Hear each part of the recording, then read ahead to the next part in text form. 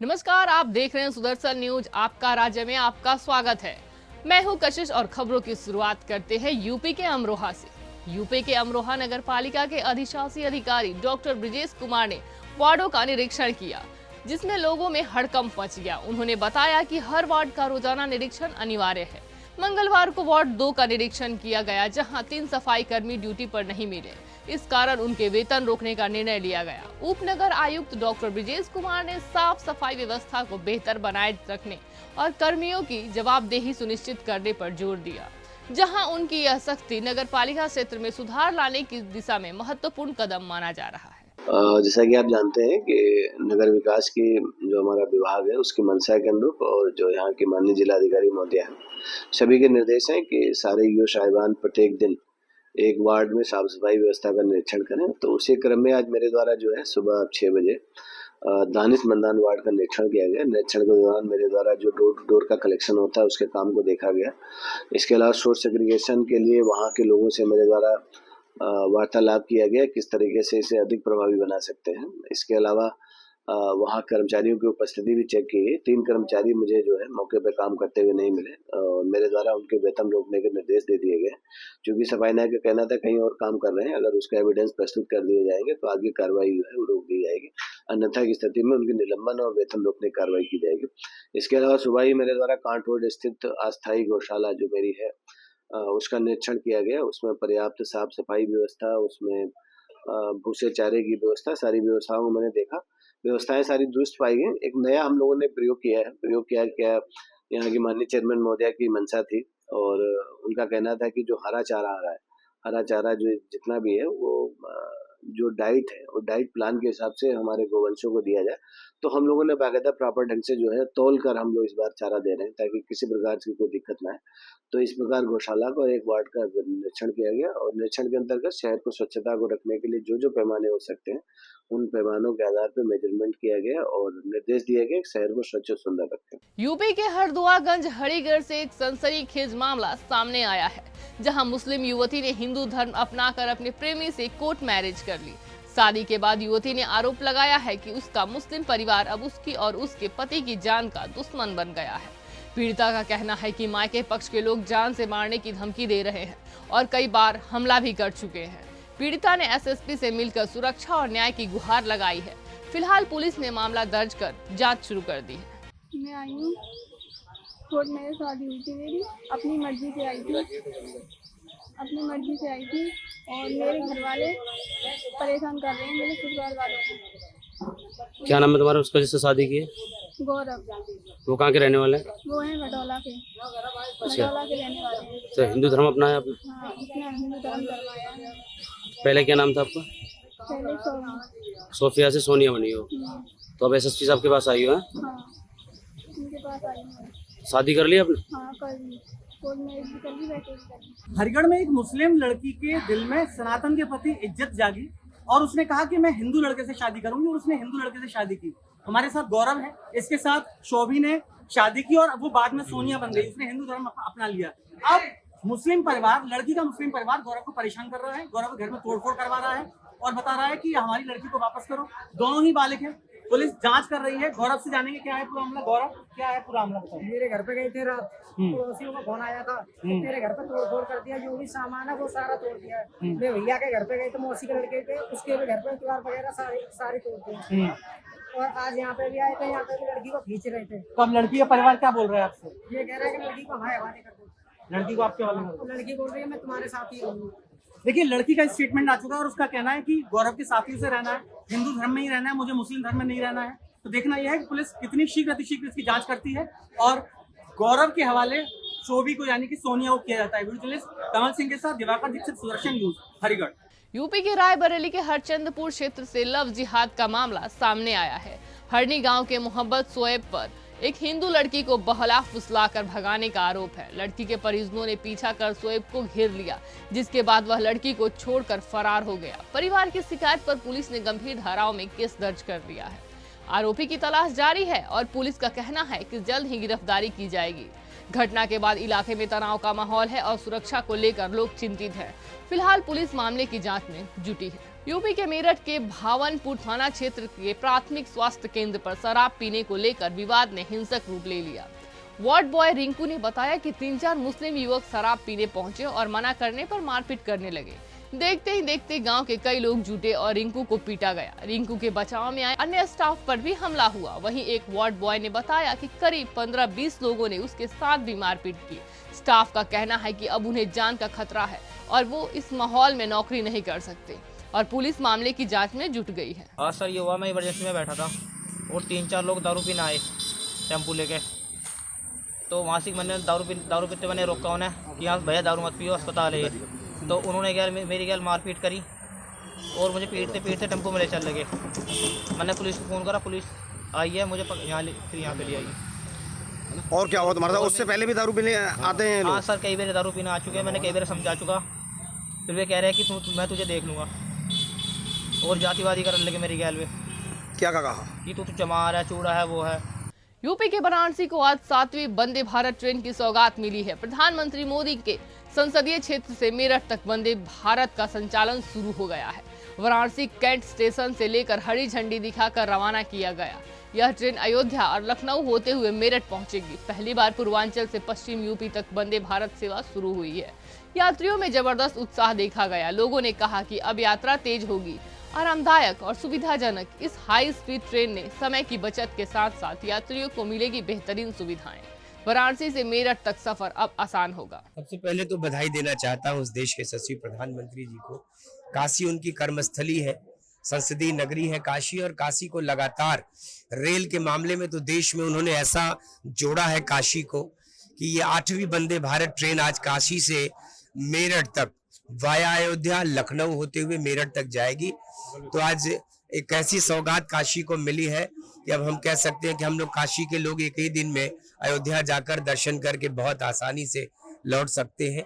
तो काशी, अयोध्या, लखनऊ से जोड़ने वाली यह ट्रेन आज काशी के लिए एक विशेष सौगात है और इसके लिए बहुत बहुत हृदय की गहराइयों से बधाई देना चाहता हूँ। आदरणीय प्रधानमंत्री श्री नरेंद्र मोदी जी और माननीय रेल मंत्री श्री अश्विनी वैष्णव जी के प्रति हृदय से आभार ज्ञापित करती है काशी की जनता, जो निरंतर काशी के लिए नई नई सौगातें आ रही हैं।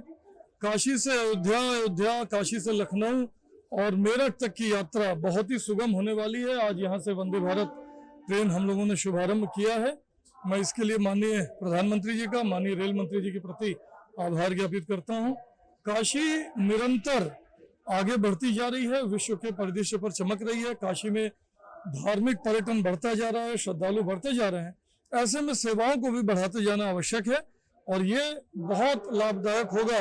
एक काशी, अयोध्या और प्रयाग का जो हम लोग एक गलियारा पर्यटन, धार्मिक पर्यटन गलियारा बनाने के प्रयासरत हैं, उसमें भी ये ट्रेन बहुत लाभ करेगी। यूपी के चंदौली वासियों को योगी सरकार ने बड़ी सौगात दी है। बाबा किनार राम मेडिकल कॉलेज में इमरजेंसी और ऑपरेशन थिएटर की शुरुआत हो गई है। पूजा अर्चना के बाद कॉलेज के प्रिंसिपल डॉक्टर अमित कुमार सिंह ने इसका शुभारंभ किया। वाइस प्रिंसिपल डॉक्टर नैन्सी समेत तमाम डॉक्टर मौजूद रहे। अब चंदौली आसपास के जिलों और बिहार के मरीजों को इलाज के लिए BHU या बनारस नहीं जाना पड़ेगा। ये मेडिकल कॉलेज अब जिले की लाइफलाइन बनकर उभरेगा। सरकार की इस पहल से स्थानीय लोगों को बेहतर स्वास्थ्य सुविधाएं मिलेंगी और समय के साथ जान भी बचेगी। चंदौली का गौरव मेडिकल कॉलेज का आज पूजा करके डॉक्टर अमित कुमार सिंह प्रिंसिपल यहाँ पे आज से यहाँ पे OT और इमरजेंसी जो भी आज से शुरू हो रहा है। डॉक्टर साहब आज से शुरू हो रहा है और सबसे बड़ी बात कि आपके बहुत सराहनीय कार्य रहा है। इतना जल्दी तैयार हुआ मेडिकल कॉलेज, क्या कहना चाहिए?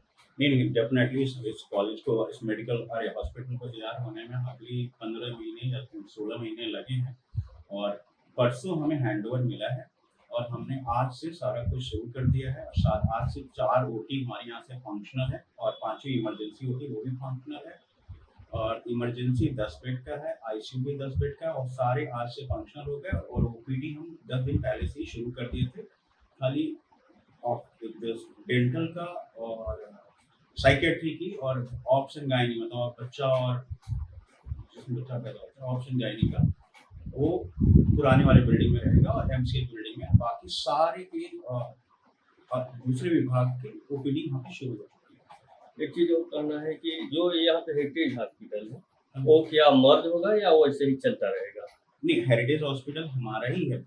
हमने उसको पीपी मॉडल सारी सर्विसेज हम ही प्रोवाइड करते हैं, सारे कंज्यूमेबल ड्रग्स जो भी चीज़ है IMCH में वो सब हम लोग ही प्रोवाइड करते हैं। खाली उनका ह्यूमन शुल्क है और सितंबर अगले साल सितंबर में उनका कॉन्ट्रैक्ट खत्म हो जाएगा, तो ये हमारा बच्चों का और औरतों के डिलीवरी वाला हॉस्पिटल है।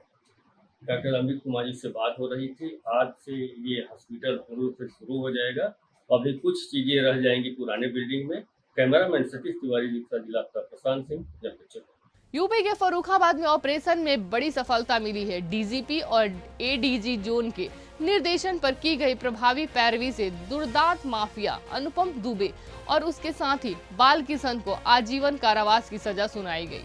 दोनों ने 1995 में PWD ठेकेदार की हत्या की थी। कोर्ट ने दोषियों पर 2.06 लाख का जुर्माना भी लगाया। माफिया के खिलाफ 65 मुकदमे दर्ज हैं, जिनमें पुलिस कार्रवाई जारी है। मथुरा जेल में बंद अनुपम दुबे को कड़ी सुरक्षा में कोर्ट लाया गया। पुलिस अब D47 गैंग और उसके गुर्गे पर भी शिकंजा कसने की तैयारी में है। ये वादी नसीम है, उसका भाई समीम फतेहगढ़ में आए थे और मृतक समीम है ये अपने ही गांव के आई विटनेस इदरीस और सरफराज के साथ ये अपने जो बिजनेस पार्टनर थे राजेंद्र तिवारी उनसे मिलने के लिए जा रहा था। तो मोहल्ला बजरिया के मोड़ के पास राजेंद्र तिवारी के घर के पास में उस पर अभियुक्त अनुपम दुबे, शिशु उर्फ बालकिशन, राजेंद्र उर्फ लंगड़ा, कौशल किशोर और लक्ष्मी नारायण, इन सब ने बंदूक और तमंचों से फायर करके उसकी हत्या कर दी। FIR अज्ञात में लिखाई गई थी, लेकिन उसी दिन दोषी साक्षीगण हैं जो उन्होंने पोस्टमार्टम हाउस में अभियुक्तगण के नाम बताए थे और यहाँ पर आई विटनेस इदरीस है, उसने न्यायालय कक्ष में भी गवाही के समय दोनों की शनाख्त की थी, अनुपम दुबे और बालकिशन की। और उसमें राजू उल्लंघना का मुकदमा पहले डिसाइड हो चुका है और जो अभियुक्तगण हैं उनकी मृत्यु हो चुकी है, वो अवर्टेड हो गया उनका मुकदमा। प्रभावी करेगी की है पुलिस ने, उसमें माफिया अनुपम दुबे आजीवन कारावास की सजा मिली। अभी इन पर कितने मुकदमे चल रहे हैं और इनके जो फरार हैं उन पर भी कार्रवाई की जाएगी। देखिए, शासन द्वारा चिन्हित दुर्दांत माफिया अनुपम दुबे के ऊपर पूरे प्रदेश भर में 65 मुकदमे हैं। इनमें से कई सारे मुकदमे जो हैं अभी उस पर फतेहगढ़ पुलिस जो है प्रभावी पैरवी कर रही है, जिसमें आज एक में सजा भी हुई है, जिसमें माननीय न्यायालय फर्रुखाबाद द्वारा 302 धारा के तहत आजीवन कारावास की सजा सुनाई है। उसमें इसका एक सहयोगी भी है जिसे आजीवन कारावास की सजा सुनाई गई है। इसके बाद कई सारे मुकदमे हैं जो कि लास्ट स्टेज में हैं, जिसमें इसके और इसका जो सहयोगी भाई है ये D47 गैंग के सदस्य हैं सभी, जिसका जो प्रमुख सदस्य है, प्रमुख सरगना जो है वो अनुपम दुबे है। तो इसमें लगातार प्रभावी पैरवी की जा रही है, उसमें जल्दी आगे प्रोग्रेस आने की संभावना है। यूपी के मथुरा की महावन तहसील के ग्राम पचावर में सरकारी चावल की कालाबाजारी का मामला सामने आया है, जहां एक व्यक्ति गांव-गांव विक्रेताओं के जरिए लाभार्थियों से चावल खरीदकर उसे गोदाम में संग्रहित कर अन्य राज्यों में बेचता था। सूचना मिलने पर मंगलवार रात पूर्ति निरीक्षक रविकांत ने टीम के साथ छापा मारा। गोदाम से 84 बैग चावल और 33 बैग गेहूं जब्त किए गए। जांच में खुलासा हुआ है कि कई महीनों से यह अवैध कार्य चल रहा था। जिला आपूर्ति अधिकारी संजीव कुमार के निर्देशन में वैधानिक कार्यवाही जारी है। कल रात हमारे जिला पूर्ति अधिकारी महोदय मथुरा के निर्देशन में एक सूचना प्राप्त हुई। सूचना के क्रम में एक टीम गठित की गई। टीम के द्वारा ग्राम पंचायत पचावर में, जो कि वहां पर एक भुवनेश नाम का व्यक्ति जो राशन के चावल की अवैध कारोबार करता था और अवैध रूप से संग्रहित करता था, इसके गोदाम पर छापेमारी की गई। छापेमारी के दौरान हमको लगभग 84 कट्टा चावल और 33 कट्टा गेहूं मौके पर मिला और उसको बरामद करके वर्तमान में कानूनी कार्रवाई जारी।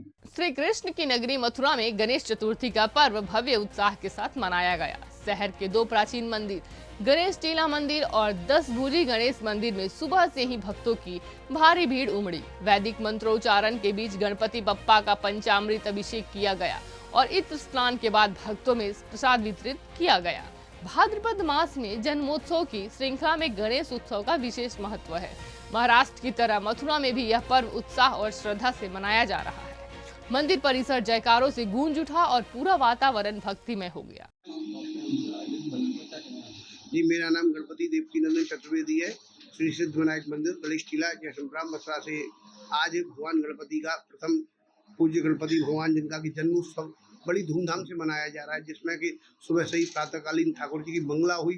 मंगला के पश्चात अभी मध्याह्न में 12 बजे पर ठाकुर जी के शिव विग्रह का पंचामृत, जिसमें कि दूध, दही, घी, शहद और नैवेद्य तरह तरह के जल, गुलाब जल और गंगा जल आदि से उनका स्नान कराया गया, पंचामृत अभिषेक हुआ।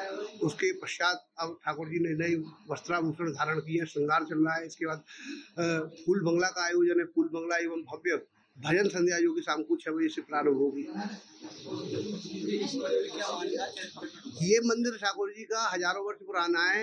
जिस समय ठाकुर जी का जो स्वरूप है वो समय समय पर बदलता रहा है। मंदिर का प्रांगण जो है समय समय पर बदलता रहा हुआ, लेकिन जो ठाकुर जी का जो श्री विग्रह है वो हजारों वर्ष पुराना है।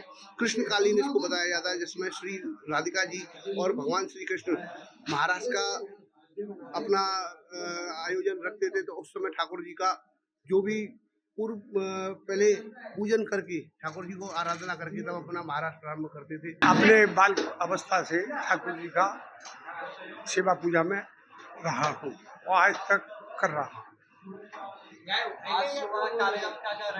ये गणेश जयंती महोत्सव है। जैसे भगवान कृष्ण की जन्माष्टमी थी, उनका जन्मोत्सव हुआ था ब्रज में, और ब्रज में ही आज परात्पर परत ब्रह्म श्री गणेश जी महाराज का भी भाद्र शुक्ला चतुर्थी को जन्म है। तो उसी के अनुसार पूरे विश्व में आज गणेश जयंती का उत्सव मनाया जाएगा। और गणेश जी महाराज की कृपा से आज पार्वती की लाल दीपावली पर लक्ष्मी जी के और भाद्र शुक्ला चतुर्थी को पार्वती। धूमधाम से जो कालांतर सृष्टि की संरचना हुई है, तभी से ये उत्सव चला आ रहा है। सनातन धर्म का सबसे बड़ा उत्सव है। गणेश जी महाराज तो बुद्धि विद्या के भंडार हैं।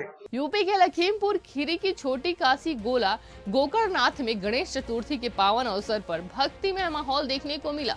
नगर में गणपति बप्पा की स्थापना बड़े हर्षोल्लास के साथ की गई।